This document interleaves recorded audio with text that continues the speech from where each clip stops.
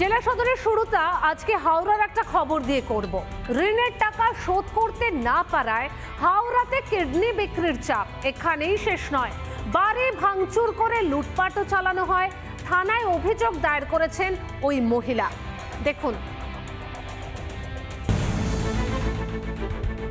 সুদের টাকা ফেরত দিতে পারেননি মহিলা, সেই জন্য কিডনি বিক্রির চাপ। আর এখানেই শেষ নয়, বাড়ি ঘর ভাঙচুর করে লুট। হাওড়ার জগৎবল্লভপুরে চাঞ্চল্যকর অভিযোগ।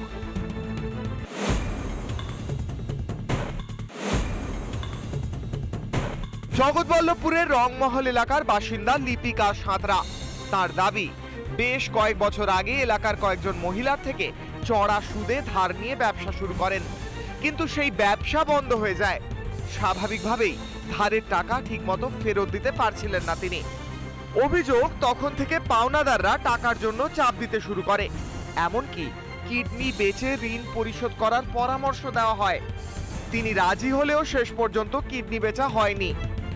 ঠিকানা দিল যে চাঁপাতলা একজন কিডনি দেবে, তুই কিডনিটা বিক্রি করে যা, এখানে সমস্ত দেনা মিটে যাবে। ওনার কথা শুনে আমি ফেব্রুয়ারিতে আমার ছেলে মেয়ে নিয়ে আমি বেরিয়ে গিয়েছিলাম কিডনি দিতে। ঝামেলার মধ্যে আমি কিডনি নেবো না, তুমি চলে যাও, আর তুমি আমাকে এখানে দান হিসেবে দিচ্ছ, এখানে কোনো টাকা পয়সার ব্যাপার না। টাকা ফেরত পাওয়ার রাস্তা বন্ধ হচ্ছে দেখে মানসিক ও শারীরিক অত্যাচার বেড়ে যায় বলে অভিযোগ। এমনকি মহিলার পরিবারকে বের করে দিয়ে বাড়িতে তালাও লাগিয়ে দেওয়া হয়। সেই থেকে অন্যত্র স্বামী সন্তানকে নিয়ে থাকছিলেন ওই মহিলা।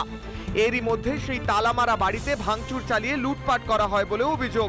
এও অভিযোগ, মহিলার মা বাবাকেও মারধর করা হয়। আমার মা বাবাকে মারধর করেও যখন আমাকে পাইনি, আমাকে ফোনে ধমকানি দিতে গেল, তখনও যখন পাইনি, আমার বাড়ি ঘরদর ভেঙে লুট করে সব কিছু নিয়ে চলে গেছে। হ্যাঁ, সব লুট হয়ে গেছে, সব লুট হয়ে গেছে। বিকালে এসে লুট করেছে সব। এলা 3 দিন 4 দিন ধরে।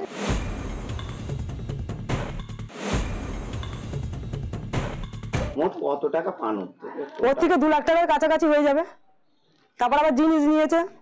ওনারা তো এখন বাড়ি ছাড়া রয়েছে, আপনারা কি ওনাদের কিছু বলেছিলেন? কিছু বলিনি, ও বঞ্চন আমার দিকে গরম দেখাচ্ছে। ও সব কিছু ওরা নিয়ে চলে গেছে, ওদের বাড়িতে কিছুই নেই, ভাঙা জিনিসগুলো আছে। ভাঙা জিনিসগুলোর আগে বদল করে দেবো বলে, মানে কাঁচ ভাঙালাকে দিলে 500 টাকাও হবে না, সেইগুলো আমরা খালি আগে বার করেছি।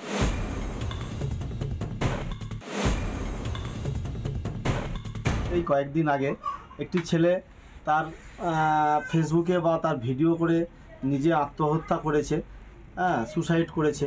সেই জায়গা থেকে দাঁড়িয়ে আজকে আবারও সেই ঘটনা জগৎবল্লভপুরের শিয়ালডাঙ্গায় লিপিকার বাড়িতে যেটা হয়েছে, এটা আমরা অন্যায় বলে মনে করছি। তারা বারবার টাকাটা করছিল, টাকাটা শোধ করার জন্য শোধ করতে পারেনি, সেই জন্য একটা ঘটনা ঘটেছে। আমি প্রশাসনকে বলেছি এই ব্যাপারটা দেখতে, প্রশাসন নিশ্চয়ই স্বাভাবিক আইন অনুযায়ী ব্যবস্থা নেবে। এই ঘটনা আদৌ কি পুলিশ তদন্ত করবে, এই নিয়ে প্রশ্ন রাখছে। কোথাও যেন রাজনীতির রং লেগে রয়েছে এই ঘটনাতে। হাওড়া থেকে প্রসেনজিৎ অধিকারী রিপোর্ট, রিপাবলিক বাংলা।